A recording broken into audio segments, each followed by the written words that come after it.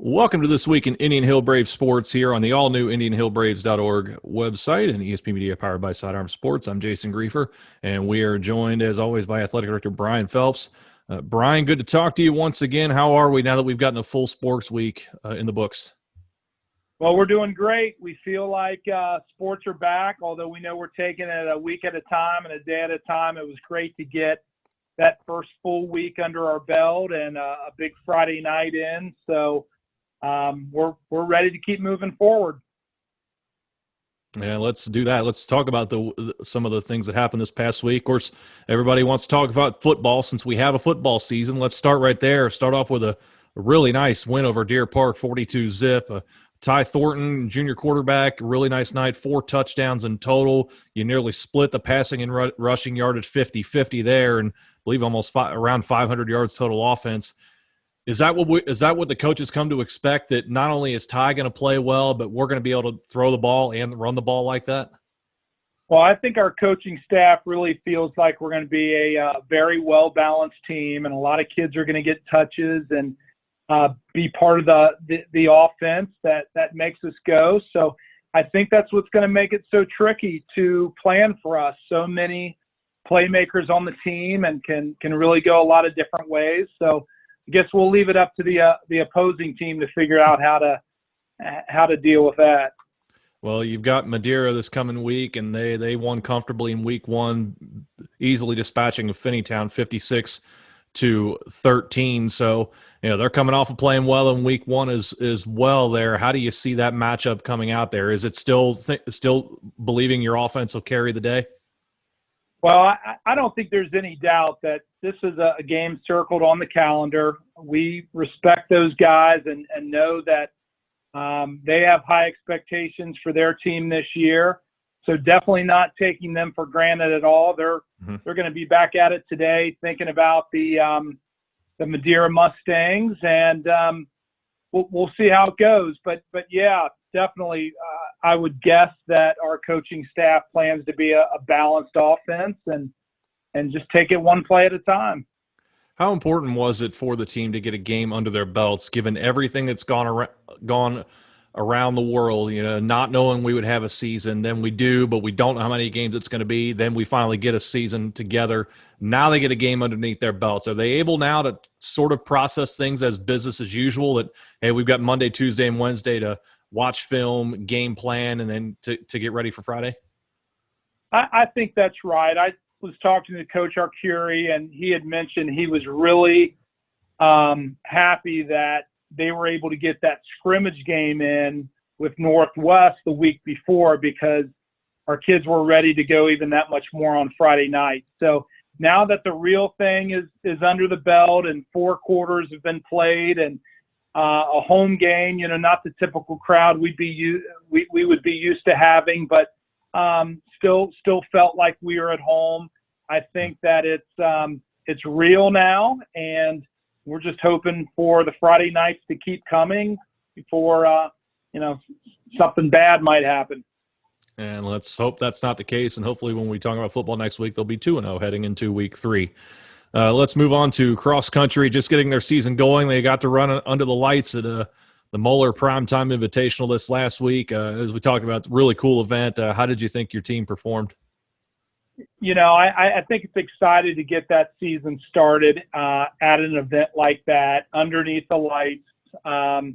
And I said it last week. I know I think our coaches and our kids expect to run well every week, and that was a great way to get us started. We'll head to Loveland this weekend and hope to just keep getting a little faster, a little better as a team each week. So we'll see what happens this week as well. But definitely a great way to start the season for both the boys and girls cross-country team. And best of luck to them out at the Loveland Invite this coming weekend. We'll recap that on next week's show as well. Let's move on to volleyball. 2-1 last week. It's 2 sweep wins over Northwest and Princeton. Busy week coming this week, though, with a couple of ECC matchups in there as well as Goshen.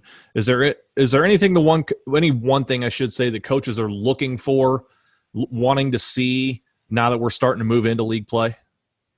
Yeah, we'll get Goshen under our belt tonight and see how that goes. And then you start just focusing on the CHL opponents, and that starts tomorrow with Deer Park. And, we have to really make sure that we up our game even that much more when we have a league opponent. And like I said, we get that opportunity tomorrow. Mm-hmm. And we're gonna try to do the best we can in our league and see where it ends up at the end. With so many games in such a short time like this, as you said, Goshen and Deer Park back-to-back days. You got Madeira a little bit later on in the week. How are they able to work on and improve their games outside of the actual matches themselves? Are they able to do individual training? Are they, watch film, those types of things? How do they go about that in between game days? Yeah, it's really a combination of all that. But I will go back to having the opportunity this summer to be together per the OHSAA rules more than a usual summer. So I think this is the time you start to fall back on what your summer preparation did for you now. So I think our coaches and kids can show our players now, this is why we spent that time in the summer. So we don't have to feel like we're cramming stuff in midweek when we have 3 games in a week, and let it play out that way. Let's move on to the Lynx, and let's start with the boys golf. They're looking really, really strong thus far, putting up low scores seemingly every meet. And looking at the CHL individual leaderboard, like 12 of the top 44 scorers are on your roster there. How has the coaching staff been able to get such consistent scoring out of so many kids every single time out? Well, I think a lot of it's the competition amongst ourselves. The kids are focused even that much more to make sure that they're in that top group at the end. There's kids fighting for spots to make the tournament top 5. And when you can have that extra focus, it's funny what that does for you, getting some extra putts in, on Sundays, or playing around on yourself, or finding your way to the driving range when it's not normal practice. It just really elevates everyone's game. And I think that's the result of that we're shooting low scores, and it feels like we're getting better every week, which of course is exactly what you want. But I know our coaching staff is really excited about the potential of this team. You just have to keep going out and doing it, though. How much does that kind of sort of inner competition help when they get onto the course? I mean, is there a situation where, guys are kind of playfully jabbing one another, like, I got you, I was 2 strokes lower on this day. Well, yeah, I was 2 strokes lower on that day. Does that help fuel them when they get out and go against other schools? I think no doubt. When you can compete that way with each other, and, your partner in your group got a birdie, and you're trying to keep pace with that partner, sometimes that's their best competition, to be frank, is the other kid wearing the same color shirt in their own group. So if that's what a kid needs to play their best, it's awesome that they can have that inner team rivalry. Over on the girls' side, we talked last week about how dominant this program has been in the league, seemingly for forever. It's been an interesting kind of start to the year. You look at the maybe that didn't come out of the gates with the roaring start the boys would like as far as team results go, but you look at the leaderboard, you've got 6 of the top 15 leading scorers in the league. Does that speak to the level of competition they've played thus far? That yes, we're shooting low, but we are playing against some unbelievable talent thus far. I think that's exactly right. And, again, I know that confidence is building match by match. Scores are lowering. And when you take a look in our league, our kids are right there in the mix. And, for all our teams, I think that's why you try to schedule up. You try to play teams that you expect to be really strong. And that kind of comes back down for you as you get later in the season, and all of a sudden you're playing teams that are more your level, and you have an extra bit of confidence. So our girls are going to be just fine. Again, not just this year, but the future looks bright for them. And our coach is just, again, so positive with those kids, and they're having fun. And, we're going to keep watching them get better and better each week. So I'm getting the sense that there's not really any kind of sense of worry or concern at this point, that we still have everything in front of us that we want to accomplish. Is that right? No doubt. There isn't a coach in our program that is ready to sink the ship in anything. I think it's the wind's starting to blow and the sails are full, and we're just moving forward every week. There you go. That's all you can ask for, especially at this point. Still a lot to be played ahead of them. Let's talk onto the pitch now. Boys soccer gets a win over Roger Bacon. Now you start league play with Deer Park coming up. They've really struggled the last few years. It's been since 2017 since they've won a game in the league. You know, despite that fact, how important is this game right now to kind of set the tone for the rest of the year that, hey, we can go out immediately in league play and start putting the ball in the net, playing good defense, and ultimately picking up a win? Yeah, that's right. I think that Roger Bacon win gave them a lot of confidence. That's, year in and year out, Roger Bacon's a really solid team. We had a tough game with Dayton Carroll on Saturday, who I've got to tell you, it was as good of a varsity soccer team as I feel like I've seen in a long time, which puts us right in the league play tomorrow with Deer Park. That'll also be our senior night. So we'll get a chance to honor our kids and their families. And, it doesn't matter if Deer Park hasn't won a game since 2017. I think you said it's a league game. Our kids are going to be up for it. They're going to be ready to give us their best effort. And you got to take care of business in those kind of games. You can't have slip-ups. So they're ready to go. They're focused. And we hope for a great senior night tomorrow night against Deer Park. No doubt. On the girls' side, really nice win over Kings, most recently 4-2. Megan O'Brien just keeps doing what she does. Let's just dump in a hat trick and carry the day after nearly 20 goals a season ago. When she gets on a roll like this, from what you've been able to see and talking to the coaching staff as well, from last year into this year, how much does the rest of the team feed off of that when they know they have an ace that can put the ball into the net seemingly at will? Well, she's an absolute stud. There's no doubt about it. And I'm sure she'd be the first one to tell you that her success is a lot because of her teammates around her. And that's what's so fun about this team is it's not just one player. And although she's lights out and she puts that ball in the back of the net, it is a true team unit that makes all that happen. And these girls are going to be fun to watch. They had a nice 1-1 draw with Summit earlier in the week too, and that was a great game. And you start thinking about some of the teams that we're playing. These are the teams we're going to see in the tournament, and going to have to knock off to get there. So as we see some of those kind of games and play well with them, we're excited, and it's going to be a good year for the girls soccer program. And a good way to start there with that win over Kings. And Megan, as we said, Megan O'Brien just keeps playing very, very well. Let's talk about tennis. A very tough schedule they have played thus far, but you've got a chance here coming up this week at Summit and also Turpin as well. And they're really getting into the flow of things as far as the season goes. In what you've been able to see yourself and seeing the results and in talking with the coaches and seeing how the players have performed, where do they feel their progress is at right now as we're approaching the midway point, and maybe what's a thing or two they're looking to improve on heading into the back half of the regular season? Yeah, in week one, we talked about playing the best tennis programs around. I mean, Ursuline, Columbus Academy, Mason, year in and year out at that Division I level is just as good as anybody, probably not even in the state, just in the state, but around. That Summit match is a big one coming up because that's a state team tournament match, the second round.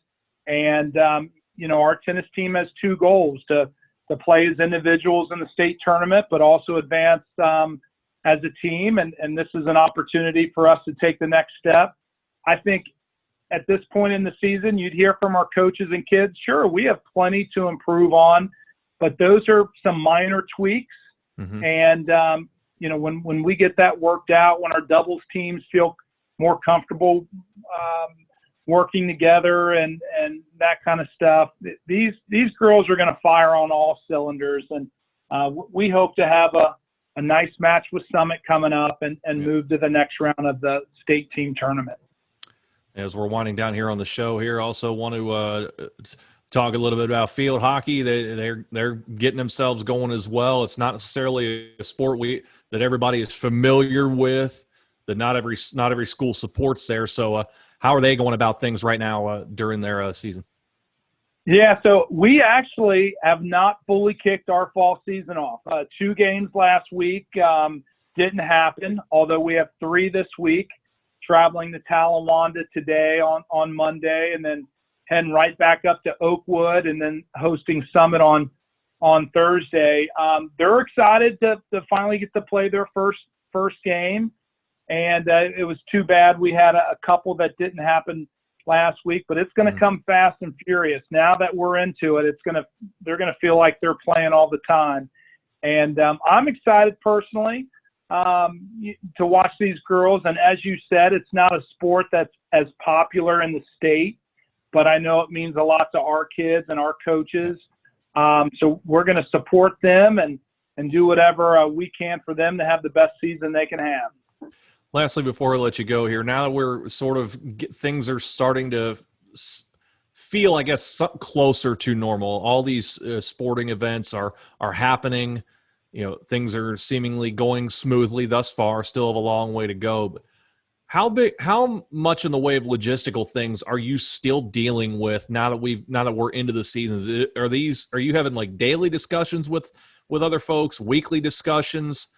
What's that been like for you on top of the day-to-day duties of trying to manage an entire athletic department? Well, I'll tell you what, we've kind of joked around this. I've got my main guy right next to me, one of our athletic interns, and his name Ethan from UC, and we've got another one, Sam from Xavier. And I think between the 3 of us, we put more social distancing stickers down and signs up, and as much as it takes to run an athletic department, I think our job just doubled with making sure our fans and kids are staying safe. And, things like reaching out to schools, it feels like daily, hey, how many tickets do we get at your place? How do you want our people getting them? Is it pay at the gate? Is it electronic tickets? We just set up our home events for the week, and, communicating to other ADs and families of the process that they need to get into our games. It's a lot. It's a lot. It's, I just met with ICRC today, who's our community people, about a BoxCast system that so we can live stream some events that our in-house Indian Hill Television Network can't do, and that ultimately that all just falls right back on us to figure it out. So I think our job is doubled.